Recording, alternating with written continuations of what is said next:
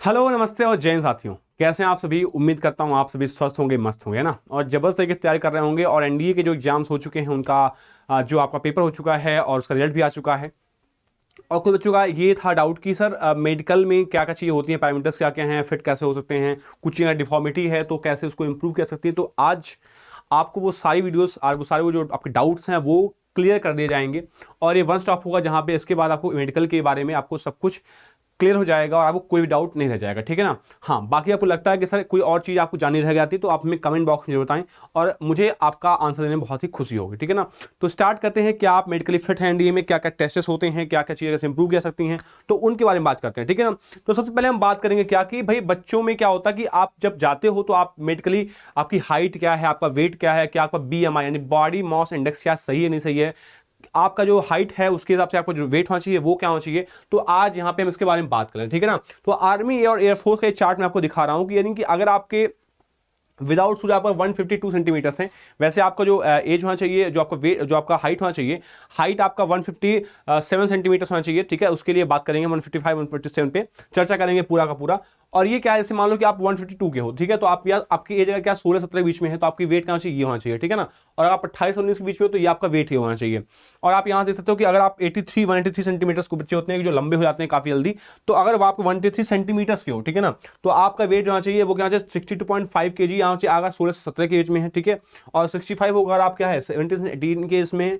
और अगर आप क्या है 18 से 19 ईयर्स के एज में है तो आपका 66.5 किलो आपका वेट केजी में, ठीक है ना। ये आपका वेट क्या होना चाहिए, ये केजीज में, वेट क्या है, वेट इन केजीज में होना चाहिए। ये तो क्या हो गया आर्मी और एयरफोर्स का। और अगर हम नेवी का पैरामीटर देखें तो नेवी का भी लगभग सेम पैरामीटर है कि अगर हमारा वेट क्या है 83 या 183 है तो यहाँ पे 63 दे रहा है और यहाँ पे 67 दे रहा है, जबकि यहाँ पे क्या दे रहा था 66.5 दे रहा था, ठीक है। बस बहुत ही माइन्यूट सा डिफरेंस है इंडियन नेवी, आर्मी और एयरफोर्स के बीच में। यानी कि ये मान के चलो कि अगर आपका जो भी वेट है इन फीट, ठीक है, इंटू 10 कर दो और प्लस माइनस 10 कर दो। इसका मतलब जैसे मैं आपको बताऊं, जैसे मान लो कि आपका जो वेट है, आपका जो हाइट है वो क्या है, मान लो 5 फीट है, 5 फीट 5 इंचेस है, ठीक है ना, इंटू 10 कर दो और प्लस माइनस 10 कर दो। ये आपका वेट होना चाहिए।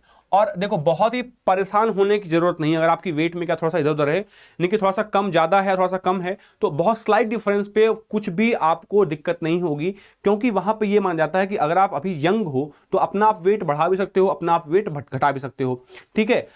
ठीक है, यहाँ पे ये चीज़ आपको, यानी कि अगर आप फिजिकली फैट बहुत ज़्यादा फैटी हो तो आप रनिंग करना स्टार्ट कर दो, आप ठीक है, आप फिजिकल एक्सरसाइज करना स्टार्ट कर दो, अपनी डाइट को सही कर लो, आपका वेट अपने आप कम हो जाएगा। अगर आपकी वेट कम है तो आप न्यूट्रिशियस फूड खाओ, प्रोटीन खाओ, कार्बोहाइड्रेट खाओ, या फिर आप जिम करने जाओ, वहाँ से आप दूध वगैरह पियोगे, खाओगे अच्छे से, तो आपकी जाहिर सी बात है बॉडी आपकी क्या होगा, बूस्टअप होगा, आप मोटे हो जाओगे, ठीक है, मतलब हेल्दी हो जाओगे। आपको मोटे नहीं होना है, आपको फिट होना है, ठीक है ना। फिर इसके बाद हम बात करते हैं क्या, नेक्स्ट पॉइंट चलते हैं कि भाई रिक्वायरमेंट, स्पेशल रिक्वायरमेंट क्या है एयरफोर्स पायलट के लिए, ठीक है। एयरफोर्स पायलट की जो रिक्वायरमेंट होती है ये लेग लेंथ।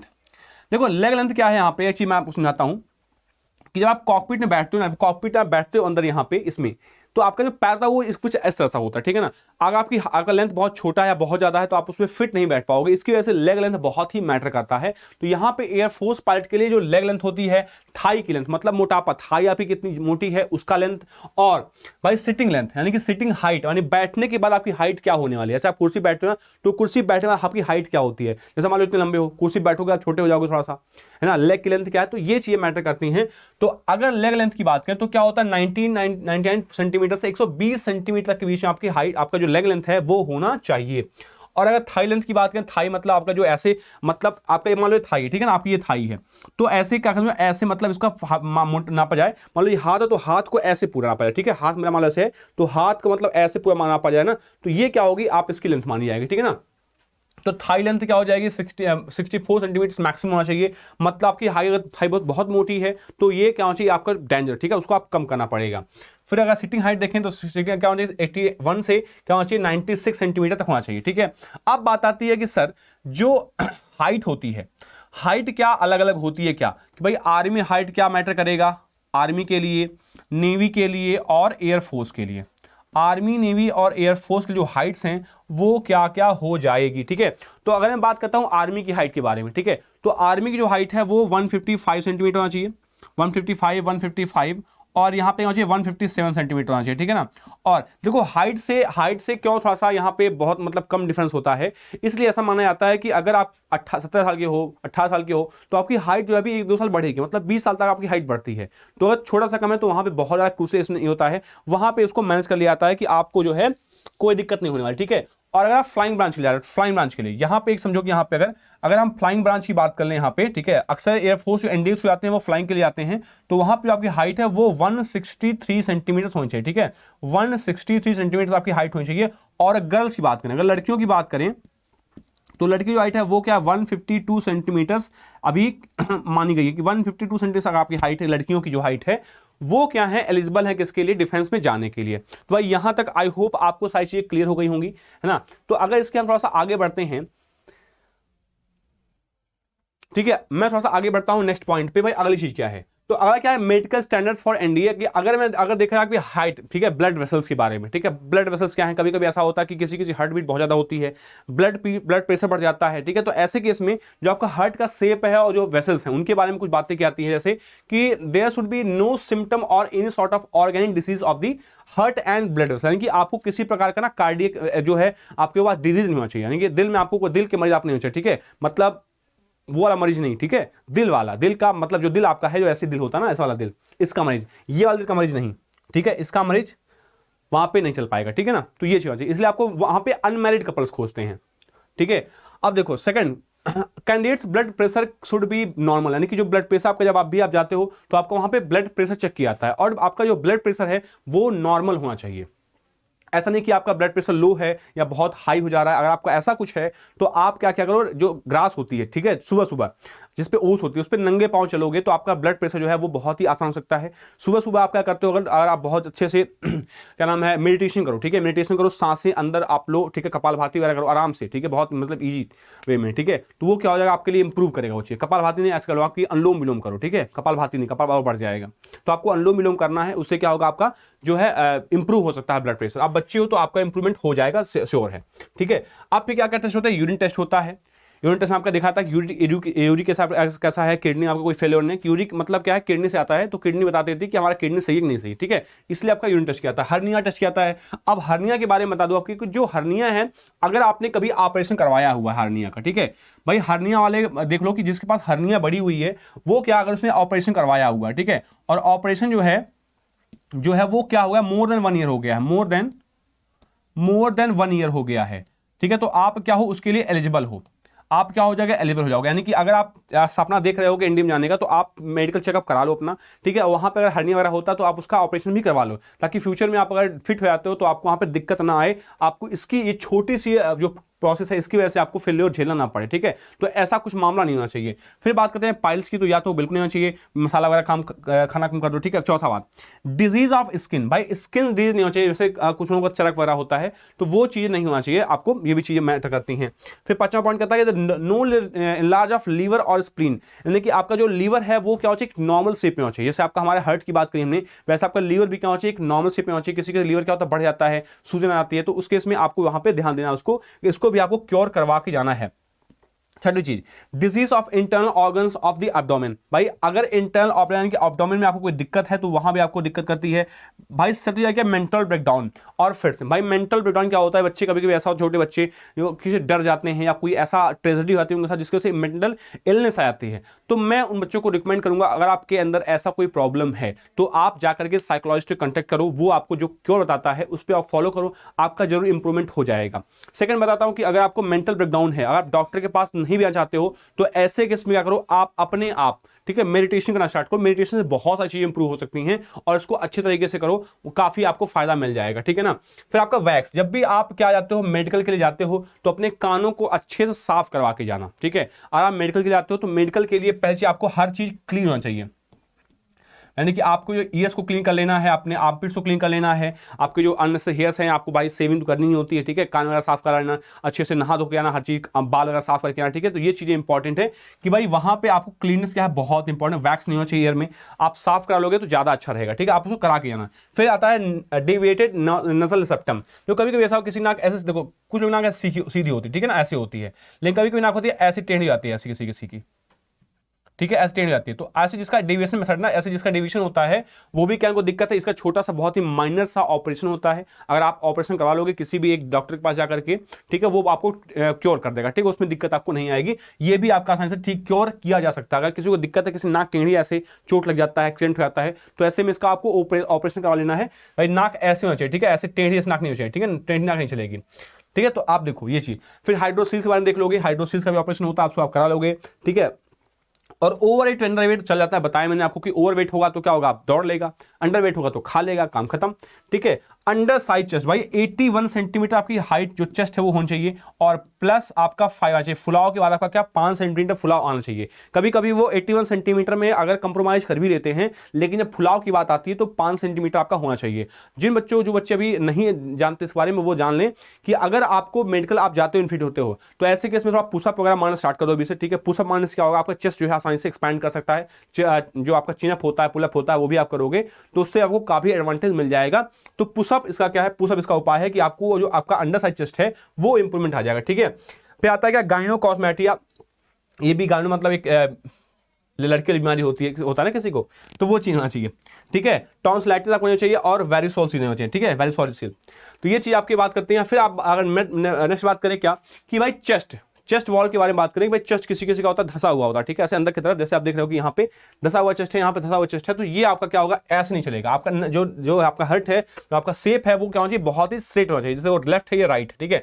अब इसका जो कॉम्बिनेशन है वो सही होना चाहिए। अगर आपको देखो यहाँ पे देखो हर्ट है ना, तो हर्ट को सही से उस पर, ऐसी बात है, अगर आपका ये रिप्स सही नहीं होगी ना, तो आपका हर्ट जो है इफेक्ट हो जाएगा यहाँ से। इसीलिए कहते क्या है कि जो आपका ये चेस्ट है और जो लेंथ है, ये क्या एक प्रॉपर एक रेशियो में होना चाहिए। अब मैं डॉक्टर तो हूँ नहीं कि मैं आपको बता दूं कि ये रेशियो होना चाहिए, ठीक है, लेकिन ये आपका जो ये चेस्ट है अंदर ये धसा हुआ, इसमें आपको दिक्कत है। अगर आपको लगता है कि हाँ आपके चेस्ट में ऐसा कुछ है, अंदर कुछ झुकाव ज्यादा है या ऐसा तिरछा हो गया है, किसी किसी देखोगे बॉडी शेप में ना ऐसे बहुत अच्छी बॉडी बनी होती है, मतलब वो शेप वगैरह होती है बॉडी, तो वो उसमें दिक्कत नहीं है। लेकिन किसी के साथ तिरछा घुस जाता है, तिरछा घुस गया है, या फिर आपको लगता है कि आपका कुछ ऐसे चेस्ट टेढ़ा है टाइप का, तो आप उसको डॉक्टर से मिल लो एक बार, ठीक है, आप अपने चेक करवा लो इसको। फिर हम बात करते हैं नेक्स्ट पॉइंट पे कि एल्बो डिफॉर्मिटी। भाई एल्बो में क्या होता है, जब आप जाते हो तो आपको हाथ को ऐसे करवा के वो चेक करते हैं, आप देखते हैं वो कि क्या आपके एल्बो में डिफॉर्मिटी है नहीं है। देखो कभी कभी आता है शेप में, देखो यहाँ पे क्या है ना कि अगर आपको शेप की बात करो, देखो ये क्या नॉर्मल कैरिंग एंगल है, कि देखो एग्जैक्ट 5 डिग्री से 10 डिग्री या 10 डिग्री से क्या होगा 15 डिग्री होता है, तो ये क्या है नॉर्मल आपका एंगल है। लेकिन अगर बात करो बहुत 30 डिग्री तक एंगल है, बहुत ही मतलब ये जो आपका शेप है ना ये बहुत तिरछा ऐसे आ रहा है, ठीक है, ऐसे मतलब देखो ऐसे ना बहुत तिरछा हो जा रहा है ऐसे केस में, ठीक है, ऐसे मतलब बहुत रिछा है, तो वो क्या होगा डिफॉर्मिटी है वहां पे। फिर आपका क्या आता है, ये आपका बहुत स्ट्रेट है, क्यूबिटस वरस है, मतलब स्ट्रेट है पूरा एकदम, ऐसे अंदर इधर जाकर के इधर आपका जा रहा है, तो उसका हाथ मतलब क्या टेढ़ा, मतलब अगर अंदर की तरफ जा रहा है तो वो खराब दिक्कत उसमें, अगर ये राइट की तरफ जा रहा है तो सही है, ठीक है ना। ये मतलब थोड़ा सा ऐसे बाहर, थोड़े से दोनों हाथ जो है ऐसे बाहर की तरफ खोलना चाहिए, ऐसे नहीं जाना चाहिए अंदर की तरफ, तो वहाँ पे मिस्टेक आ जाती है, ठीक है। और फिर आपका देखो -15 डिग्री, ये क्या है गन स्टॉक डिफॉर्मिटी है। तो यहाँ पे जब आप गन वगैरह चलाते हो ना, जैसे देखो ये क्या है, मेरा हाथ ऐसे ऐसे जाएगा, तुम्हारा हाथ ऐसे चला जाएगा, तो ऐसे में क्या होगा, दिक्कत होगी, ऐसे झटका लगने की, ऐसे अंदर की तरफ झटका लगने की दिक्कत होती है। तो इसलिए क्या कहते हैं डिफॉर्मिटी ये होती है, तो आपको उसको देखना पड़ेगा, ठीक है ना। फिर बात करते हैं फिंगर डिफॉर्मिटी। फिंगर डिफॉर्मिटी किसी का फिंगर देखो ऐसे टेढ़ा कर लेते हैं वो फिंगर, तो ये चीज़ क्या है, फिंगर डिफॉर्मिटी आती है, कई तरह की फिंगर डिफॉर्मिटी होती है, अल्ना ड्रिफ्ट है, ठीक है, नकल सबलेक्शन है, ऐसे देखो यहाँ पे ऐसे ये चीज़ें ऐसे ऐसे उठी होती है इनकी, ऐसे उठी हो गई ऐसे अंदर की तरफ, मतलब देखो ये नॉर्मल शेप है, ये नॉर्मल शेप है। अब अगर मेरा हाथ ऐसे उंगली हो जाए तो क्या हो जाएगा, उंगली ऐसे धसी हो जाए अंदर यहाँ से थोड़ा, वो क्या डिफॉर्मिटी है, उसको नकल डिफॉर्मिटी बोलते हैं। वृत्त सबलेक्शन यानी कि जब हाथ क्या होता है, आपका हाथ ऐसे ऊपर से, जैसे देखो हाथ से शेप सही है, अगर ये यहाँ से उठा होता है तो उसे क्या बोलते हैं, रिस्ट सबलेक्शन बोलते हैं। फिंगर स्वाइन नेक होता है, किसी किसी छोटी होती फिंगर्स होती हैं, तो वहाँ भी मिस्टेक दिक्कत होती है वहाँ पे। तो यहाँ पे आपको जो कुछ चीज़ें है ना, फिंगर शेप आपका जेड है, किसी देखो ये सीधा है, तो किसी के ऐसे घुसा हुआ होता है, तो वो भी क्या है जो दिखाते हैं कला ऐसे करके, वो क्या है, वो मेडिकली अनफिट है, समझो, ठीक है, वो मेडिकली क्या है, अनफिट है। अब आते हैं, बात करते हैं किसके बारे में, नॉकनी, क्योंकि ये बहुत ही नॉकनी और क्या था बाउल लेगनेस आता है, बोल लेगनेस, ठीक है। तो ये चीज़ देखो, ये नॉर्मल लेग है, ये किसी का भी इंसान का नॉर्मल लेग है, ये बॉल लेगनेस है, मतलब ये जो शेप है, ये शेप कुछ ऐसे आता है, देखो ये देखो क्या, ये शेप जो है ऐसे, ये ऐसे है, सीधा है, यहाँ भी क्या ये ऐसा सीधा है, ठीक है ना। लेकिन ये देखो ये क्या है, नॉकनी है, ये ऐसे ऐसे आता है, ठीक है, ऐसे ऐसे, तो ये क्या है, नॉकनी है। अब सिंपल है कि हल्का से ऐसे होता है, हल्का सा ऐसे यहाँ सीधा होगा, लेकिन यहाँ पे ये ऐसे होता है, इनका ऐसे होता है, इनका ऐसे होता है, इनका ऐसे होता है, ठीक है। और ये नॉर्मल होते हैं सीधे होते हैं, ठीक है ना, सीधे होते हैं, मतलब थोड़ा सा स्पेस होता है बीच में, आप चेक करते हैं ऐसे डाल करके, अब बच्चे चेक करते हैं ऐसे करके ना, तो वो चीजें होती है कि नॉर्मल लेग है, यहाँ पे क्या बोलेगनेस होता है, इसको नॉक नी बोलते हैं, यहाँ भी आपको समस्या आ सकती है। तो यहाँ देखो, अब नॉक नी जो है, नॉक नी बहुत बड़ी समस्या नहीं है, इसको सही कह सकता है। आप जब रात में सोते हो तो आप अपने पैरों के बीच, मतलब यहाँ पे, यहाँ जो आपको तकिया बांध लेना है, तकिया एक बांध लो, ठीक है, एक तकिया दो तकिया बांध लो, अपनी रस्सी बांध लो ऐसे करके, ठीक है, और रात में सो जाओ। और अगर ऐसे प्रोसेस आप करते हो काफी दिन तक ना, 1-2 महीने कर लेते हो, एक ही महीना कर लोगे, तो भी आपका जो नॉकनी है वो सही हो जाएगा, क्योर हो जाएगा। लेकिन आपको सही समय से आपको चेत लेना है, आपको चेक कर लेना है नॉकनी आपको है या नहीं है, ठीक है। ये चीज क्लियर हो गई आपको। तो अब चलते हैं नेक्स्ट पे, फ्लैट फुट। अब फ्लैट फुट क्या था, देखो ये नॉर्मल फुट है। नॉर्मल फुट मतलब क्या होता है, जब आपका पैर कर्व ना, ये देखो पैर में आपको दिखा नहीं सकता, लेकिन ये पैर कर्व देखो ऐसे होता है, मतलब हल्का सा आपका पैर उठा हुआ होगा, अंदर की तरफ से, अंदर तरफ उठा हुआ होगा। अब समस्या क्या आती है कि ये फ्लैट फुट क्यों समस्या, देखो ये क्या है, नॉर्मल फुट है। अब यहां पे इन लोगों को समस्या क्या आती है ना, जब ये चलते हैं, जब ये इनको चलना होगा ना पंजे पर, तो ये पंजे पर ज्यादा समय चल नहीं पाएंगे, तो गिर जाएंगे ये लोग। और जब दौड़ना होता है, दौड़ना अगर आपको स्पीड में दौड़ना है तो आप पंजे पर ही सही से दौड़ सकते हो। मतलब कभी ऐसा होता है पंजे पर लोग कहते हैं अरे मैं कैसे दौड़ लूंगा, लेकिन रियलिटी यही है कि पंजे पे स्पीड होती है, तेज आती है। तो ऐसे केस में क्या होता है कि नॉक नहीं आपको नॉर्मल फुट चेक किया जाता है।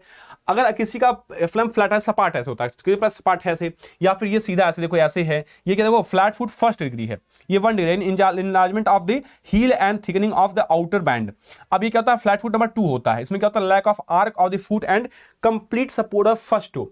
भाई फर्स्ट टो का क्या कंप्लीट सपोर्ट होता है, ठीक। थर्ड ये मतलब ये बहुत ऐसे बाहर निकल जाता है, तो क्या थर्ड डिग्री का क्या होता है, फ्लैट फुट होता है।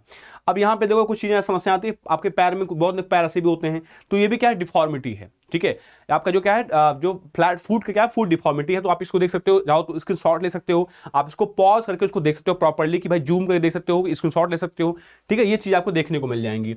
फिर हम बात करते हैं क्या, हेयरिंग एबिलिटी। भाई हेयरिंग एबिलिटी क्या होती है, मैंने कहा कि आप जब जाते हो तो वैक्स वगैरह करा के जाओ। वैक्स वगैरह में क्या होती है, वैक्स साफ का जब जो कान में गंदगी वगैरह होती है वो साफ हो जाती है, इससे जो आवाज होती है वो बहुत आसानी से सुनाई देती है। तो ऐसे केस में कुछ चीजें बात कर ले हम, क्या कि candidate should be able to hear a forced whisper. भाई आपसे ना फोर्स्ड विस्पर आपको सुनना चाहिए, और कहां तक, लगभग 610 सेंटीमीटर दूर से। भाई एक कोई शांत रूम है 610 सेंटीमीटर रूम का, तो ऐसे में वहां पे आपको जो आवाज है वो बहुत ही क्लियरली आपको सुनने को मिलनी चाहिए। सेकंड पॉइंट कहता है क्या, there should be no evidence of present of past disease of the ear, nose and throat. By ear, nose, throat आपको डांट सुना होगा ईएनटी, ओटीओ रेहिनो लरिंगोलॉजिस्ट, ठीक है। तो वो क्या होता है, ईएनटी आपको कोई भी प्रॉब्लम नहीं होनी चाहिए कि आपको कभी टॉन्सिलाइटिस रहा हो, या फिर कभी आपको नाक में दिक्कत हो, नेजल सेप्टम में आपके दिक्कत हो, नेजल सेप्टम में आपके दिक्कत हो, या फिर आपको क्या हो कि कान में कोई दिक्कत हो, हियरिंग डिसऑर्डर हो, यानी कि कान बहता हो, या फिर कान में मतलब कुछ और समस्या सुनने में दिक्कत होती हो, झंझनाहट ऐसी होती हो, तो ये चीज़ें क्या है, ये आपका डिफॉर्मिटी है, ठीक है। तो इसको आपको सही डॉक्टर से मिलना, आपको सही करा लेना है। फिर चौथा आता है क्या, audiometric test will be done for Air Force. भाई एयरफोर्स जो कैंडिडेट्स होते हैं उनको ऑडियोमेट्रिक टेस्ट किया जाता है कि भाई वो जब बात आप फ्लाइट में होते हो ना, तो आप आवाज़ को बहुत ही क्लियरली सुन सकते हो या नहीं सुन सकते हो, तो वहाँ पे वो चीज़ आपके टेस्ट की जाती है, ऑडियोमेट्रिक टेस्ट की जाती है। फिर ऑडियोमेट्रिक टेस्ट जो hearing lost should not be greater than 20 decibels in the frequencies between 25 and 8,000 hertz, ठीक है। ऐसे में आपको समस्या आपको ये देख लेना है कि भाई ये चीज़ नहीं होनी चाहिए। अब बात करते हैं क्या कि इम्पेडिमेंट ऑफ स्पीच। कभी कभी कुछ बच्चे ऐसे होते हैं जो हकलाते हैं या फिर स्टटरिंग होती है, तुतलाते हैं, हकलाते हैं, तो ऐसे में वो क्या है, वो भी एक डिफॉर्मिटी है। अब ऐसे केस में अगर आपको लगता है कि आपका बच्चा है, अगर आप पेरेंट्स हैं, आप या खुद कैंडिडेट हैं, तो ऐसे केस में उस पर आपको काम करना पड़ेगा, आपको एक साइकोलॉजिस्ट से मिलना पड़ेगा, ठीक है ना। आपने एक मूवी देखी होगी जग्गा जासूस, उसमें वो गाना गा कर बोलता है, तो आप गाना गाने सिस्टम नहीं है, लेकिन आप अगर किसी एक अच्छे साइकोलॉजिस्ट मिलते हो, आप किसी एक वर्बोलॉजिस्ट मिलते हो, तो वो आपको बता सकता है कि भाई कैसे ये चीज़ें इंप्रूव हो सकती हैं। आप उसको जरूर करो, क्योंकि ये चीज़ें क्या है, बहुत ही मैटर करती हैं। पर्सनली बताता हूँ आपको कि भाई लाइफ में अगर कम्युनिकेशन आपका अच्छा है तो आप सब कुछ अच्छा कर ले, तो अदरवाइज आप बहुत ज़्यादा ना डिफिडेंट फील करते हो, लैक ऑफ कॉन्फिडेंस रहता है आपका हमेशा से। इसलिए communication is very important thing, क्योंकि यही एक जरिया है जब हम किसी एक दूसरे आदमी से अपनी बातों को रख पाते हैं, अपने जज्बातों को शेयर कर पाते हैं, ठीक है ना। तो भाई पर्सनली बताऊंगा कि ये जो चीज़ें हैं ये आपको जरूर होना चाहिए, जैसे अनइंटेलिजेंट स्पीच है, साउंड ओमिशन है, साउंड सब्स्टिट्यूशन है, कभी कभी आवाज़ नहीं निकलती है किसी किसी की, वो भी दिक्कत है, हकलाने की दिक्कत आती है, ठीक है, जल्दी जल्दी बोलने के चक्कर में आवाज़ क्लियर नहीं होती, तो वो भी समस्या क्या है, डिसऑर्डर ही होता है, ठीक है। तो ये चीज़ें क्या है, ये आपको स्पीच एम्बेडिमेंट होना चाहिए। इम्पेडिमेंट ये भी एक प्रकार का है जिसमें आपकी वॉइस जो है क्लैरिटी नहीं आती, ठीक है ना। अब विजन अगर बात करें विजन स्टैंडर्ड्स की, तो आपका जो एयरफोर्स का विजन स्टैंडर्ड है वो क्या है 6/6 भाई, क्या 6/6 और 6/9। एक आंख क्या होती है 6/9 साइज नहीं हो सकती है। अब करेक्टर विद ग्लास क्या होगा, ये 6/6 होगा भाई। अगर आपने ग्लास लगा रखी है तो 6/6 होगा। और एक चीज बता दूं मैं आपको कि HWG यानी habitual wear of glasses are not allowed in Air Force. कोई ऐसा आदमी नहीं होना चाहिए जो हमेशा ही ग्लास पहनता हो, हमेशा आपको वो HWG नहीं अलाउ करेंगे, ठीक है, वो अलाउ नहीं करेंगे आपको। फिर लिमिट्स ऑफ मायोपिया है, आपका हाइपरमेट्रोपिया है, कलर विजन है, एस्टिग्मेटिज्म है, नियर विजन है। तो ये कुछ चीजें ऐसी आपकी जो हैं कि भाई आपका जो नियर विजन है वो क्या है N5 होना चाहिए, ठीक है भाई। और देखो क्या है कि आपका जो लिमिट्स ऑफ हाइपरमेट्रोपिया वो क्या +2 होना चाहिए, ठीक है। और जो आपका जो करेक्टेड आई है वो क्या 6/6 होना चाहिए, यानी कि आप जब चश्मा लगा लेते हो उसके बाद आपको ये 6/6 होना ही चाहिए। जो एस्टिग्मेटिज्म है वो क्या होना चाहिए +0.75 होना चाहिए। अगर मैं बात करता हूं क्या विजन स्टैंडर्ड फॉर नेवी और आर्मी के लिए, तो यहां पे क्या है अनकरेक्टेड विदाउट ग्लास क्या 6/6 हो सकता है या 6/9 भी हो सकता है, लेकिन करेक्शन के बाद क्या होगा ये 6/6 ही होना चाहिए। लिमिट्स ऑफ मायोपिया और मेट्रोपिया दिया गया -0.75 से प्लस में 1.5 ये हो सकता है, ठीक है। और अगर हम डेंटल की बात करें तो डेंटल जब टेस्ट होता है आपका, तो डेंटल टेस्ट में आपके दांतों के बारे में जाना जाता है कि भाई दांतें कितने हैं।